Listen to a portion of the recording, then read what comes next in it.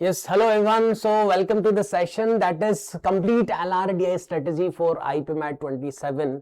So if you are targeting IPMAT 27, so क्या strategy रहनी चाहिए, क्योंकि अभी से अगर बहुत सारे लोगों की बात करेंगे तो हो सकता है 12th के एग्जाम्स अभी दिए हैं, ड्रॉपर हैं, माइट भी कि कुछ लोग 11th से 12th में अभी आए हैं, तो ये सारे लोग 27 में IPMAT एग्जाम देने वाले हैं।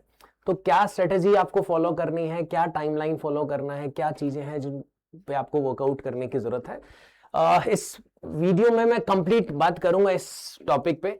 सबसे पहले तो स्टार्ट करते हैं कि अगर आप 27 टारगेट कर रहे हो, आईपीमैट एग्जाम टारगेट कर रहे हो, तो आपको पूरा आइडिया है क्या कि कौन कौन से एग्जाम्स हैं जो अपन टारगेट कर सकते हैं। So first of all exam patterns क्या हैं, उन सबके अलग अलग, क्योंकि अलग अलग एग्जाम्स हैं, बहुत सारे डिफरेंट एग्जाम्स जो आप टारगेट करेंगे। तो सबसे पहले आईपीमैट इंदौर की बात कर लेते हैं। सो आईपीमैट इंदौर जो एग्जाम है ये कंप्यूटर बेस्ड टेस्ट है, no doubt 2 hour computer based test है, 120 मिनट्स आपको मिलेंगे एंड 90 क्वेश्चंस आपको मिलेंगे। 90 क्वेश्चंस में से 3 सेक्शंस होंगे। One is QA short answer type, QA MCQ and the last is VRC. So VRC में 45 क्वेश्चंस मिलेंगे, 30 क्वेश्चंस यहाँ मिलेंगे, 15 क्वेश्चंस यहाँ मिलेंगे। मैं इस वीडियो में बात करूंगा LRDI के बारे में। अब आप देख रहे हैं यहाँ पे LRDI का कोई सेक्शन नहीं है, yes it is not there, but in this section there are 5 questions which are reasoning based DI and 3 questions in this section which are also reasoning based DI. इस पे हम को प्रिपरेशन करनी है, उसके क्या क्या किस टाइप के क्वेश्चंस आते हैं वो अभी मैं बात करने वाला हूँ।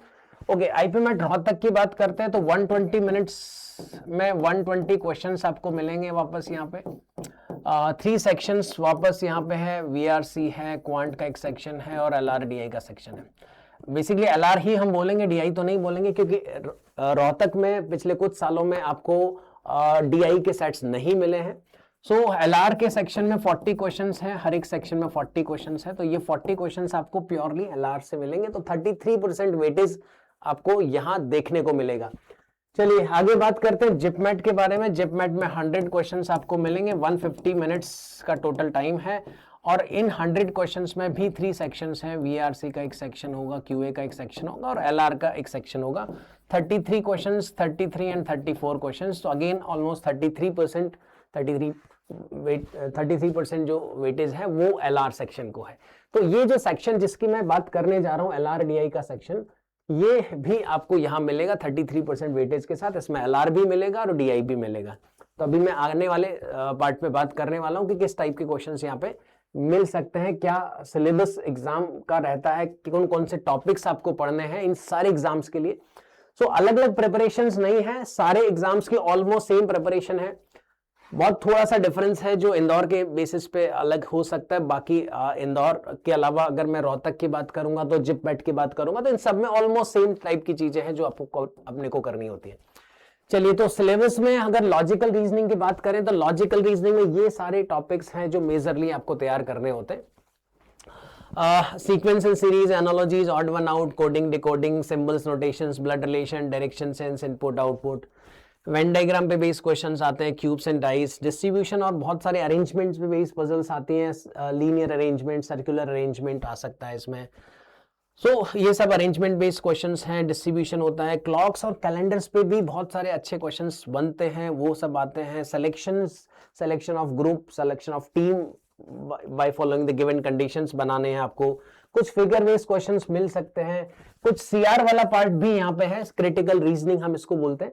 जिसमें डिडक्शंस हो सकते हैं, स्टेटमेंट कंक्लूजन्स हो सकते हैं, असर्शन रीजनिंग होता है, स्टेटमेंट और course of actions, binary logics.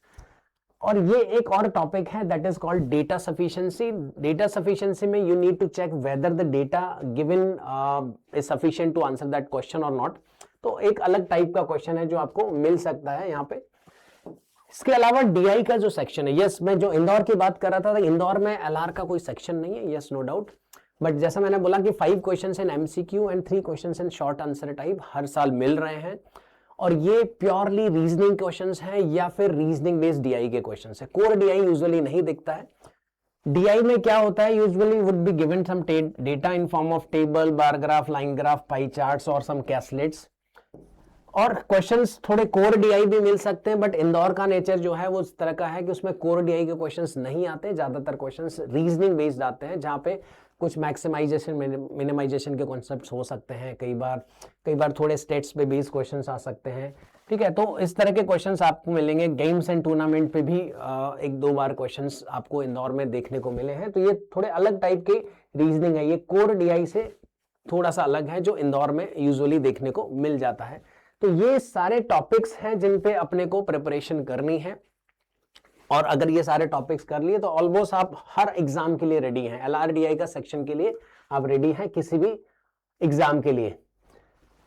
Preparation start करने से पहले आपको टारगेट बनाने पड़ेंगे, टाइमलाइन डिसाइड करना पड़ेगा कि किस तरह से अपने को प्रिपरेशन करनी है आने वाले 10 महीने में, 12 महीने में, क्योंकि नेक्स्ट ईयर अगर आप टारगेट कर रहे हैं तो मई जून में ये सारे एग्जाम्स लाइंड अप होते हैं।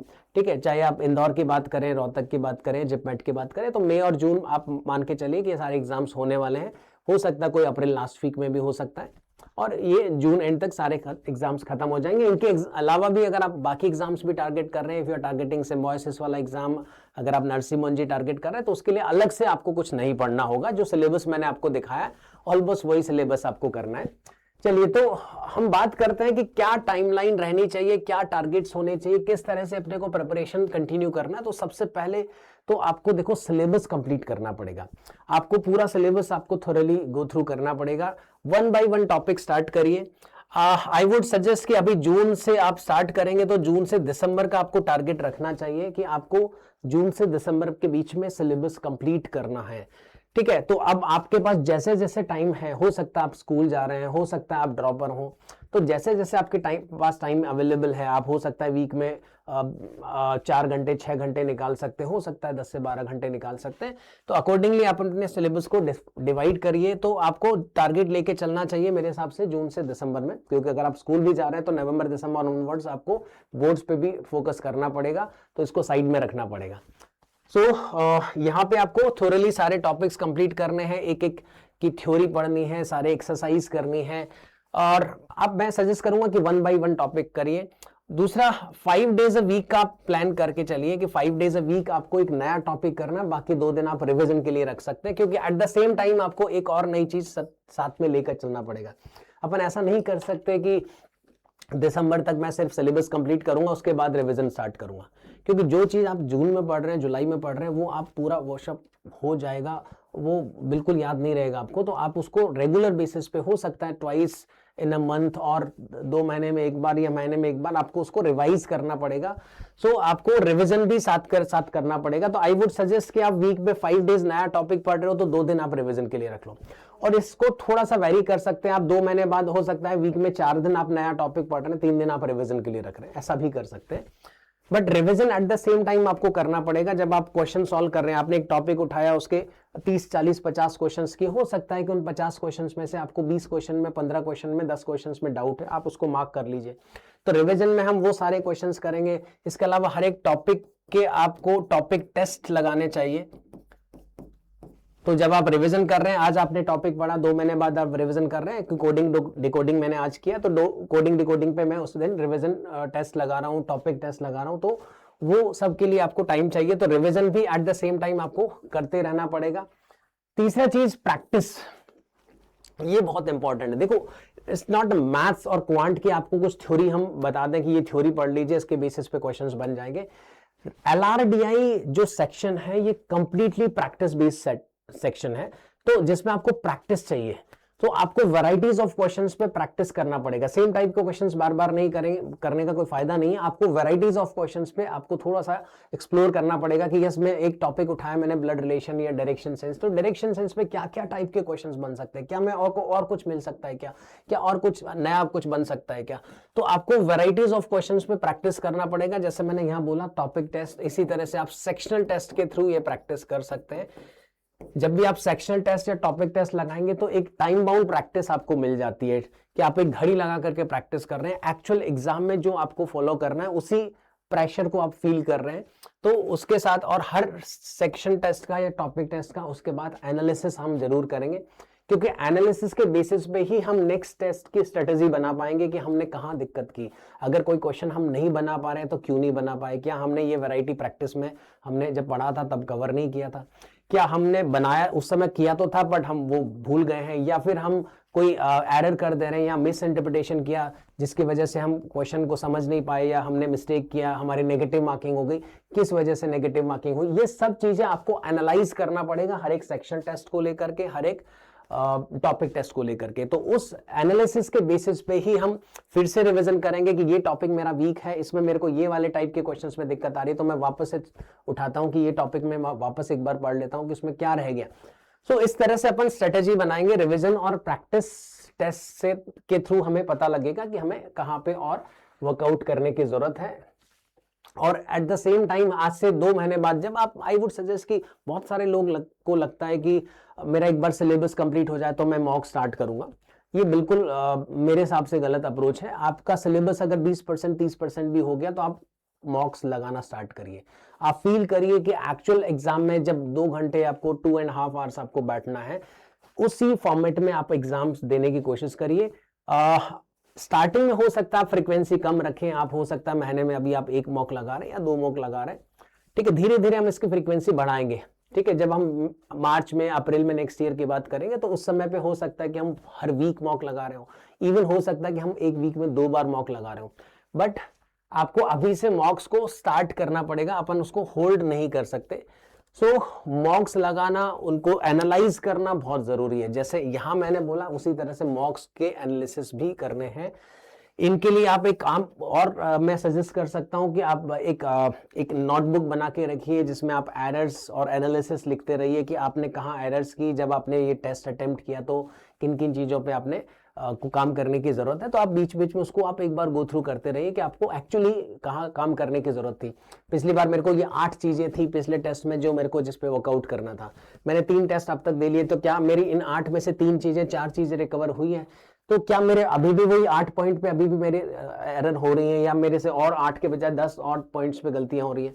तो आप एक नोटबुक तैयार करिए, एक पूरा कैटलॉग तैयार करिए जिसके बेसिस पे अपन को हम ट्रैक कर पाएंगे कि हम परफॉर्मेंस कितना परफॉर्म कर पा रहे हैं, कितना इंप्रूव कर पा रहे हैं।